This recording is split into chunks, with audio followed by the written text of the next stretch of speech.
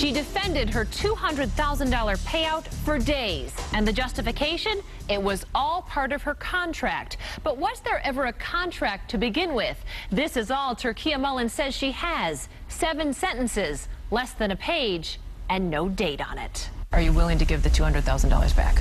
I earned it? Absolutely not. It was part of my contract, part of my agreement, and that's something I earned, and not even, you know, that's not an option. That was Turkia Mullen talking live on Action News Wednesday night, defending her pricey payout. On Thursday, despite constant questioning, Mullen still refused to give the severance back to taxpayers. I earned it. It was part of my performance. At 5:15 Friday night, though, everything changed. Mullen agreed to give back the money. That decision comes on the heels of Mullen finally releasing her contract and severance information to Action News.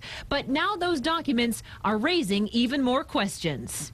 Mullen was given a $200,000 severance payment on her way out the door from her old county job as economic development chief. She left to accept a job that paid her $250,000 as the new CEO of Detroit Metro Airport. Mullen said from the start that her severance was negotiated as part of her contract with the county. It was part of my contract, part of my agreement. But did Mullen ever have a formal contract? Since last week, we've been asking to see a copy. Now her spokesperson tells us that this is all there is, a 1-page undated letter signed by her former boss, Wayne County Executive Robert Facano. It's not signed by Mullen. This is extremely simplistic. It doesn't have a term, nor does it have a salary in it. We asked longtime Bloomfield Hills employment attorney Deborah Gordon to analyze the documents. What do you think about the lack of a date on the letter? Odd, extremely odd not to have a date on the letter. I mean, the problem with not having the date on the letter is when something like this happens, curious minds begin to wonder when this was actually written. Facano has insisted that Mullen got the same deal as the man she replaced, Mulu Baru. This is a standard type contract. Her predecessor had the same type of contract. But according to this record, that's not true. The undated letter from Facano to Mullen says she'll work under similar terms and conditions as her predecessor. The letter states the county will only agree to 12 months of severance and not 18 months like your predecessor.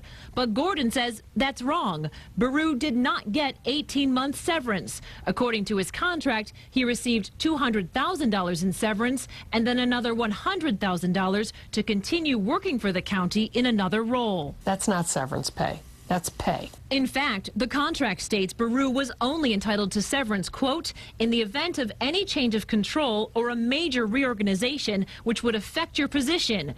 Gordon says that means Mullen may not be entitled to that $200,000 parting gift from the taxpayers. The letter that the county's calling a contract refers back to the Baru contract terms for severance. I don't see anything in any contractual language that the county has submitted thus far which would indicate that Ms. Mullen should get severance upon resignation, a voluntary resignation. The undated letter also contains a very perplexing line that seems to line up with the recent arguments from Facano and Mullen defending the severance. It says, quote, thank you for agreeing to take this position under terms less favorable to you than those of your predecessor. We've asked county officials what date the letter was written, but so far they have not responded. Instead, they issued this statement from Mullen about her new decision to return the money. Quote, I spoke with Mr. Facano this afternoon and we mutually agreed that giving the money back is the best thing to do for the county and the airport. This issue has become such a significant distraction that it has interfered with our ability to focus on operations. It's time to put this behind us and get back to work. So many questions have been raised about this severance squabble. Even the Attorney General is now keeping a close eye on this. His spokesman said this letter flunks the smell test and that the taxpayers are being fleeced. So far, they're not getting involved, but say they won't hesitate to prosecute if any legal wrongdoing comes to light. I'm Heather Catallo, Channel 7 Action News.